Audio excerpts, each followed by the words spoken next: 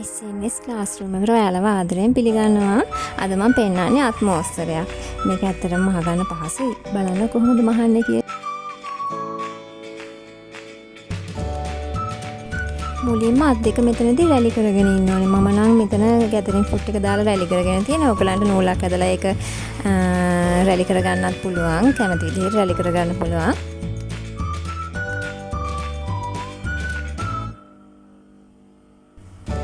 දෙක මෝට්ටු කරගනිද්දි රැලි කරගත්ත කොටසයි අතේ අග කොටසයි කියන්නේ තද නිල් පාට කොටසයි මෝට්ටු කරද්දි කොටස් දෙකේම හරි මැද එකට සම්බන්ධ වෙන විදිහට තමයි මෝට්ටු කරගන්න ඕනේ.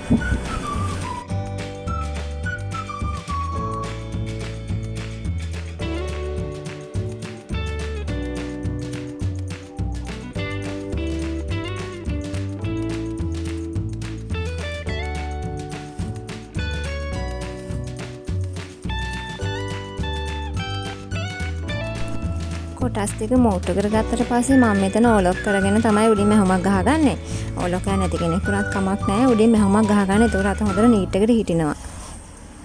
ඔයාලා මේ වීඩියෝ එකට කැමති නම් ලයික් එකක් දාගෙනම යන්න. දැනගන්න දෙයක් තියෙනවා නම් මට කමෙන්ට් එකක් දාන්න. channel එකට එකතු වෙලා නැති කෙනෙක් නම් මේ වගේ වීඩියෝස් ටිකටම බලන්න මගේ channel එකත් subscribe කරගෙන යන්න.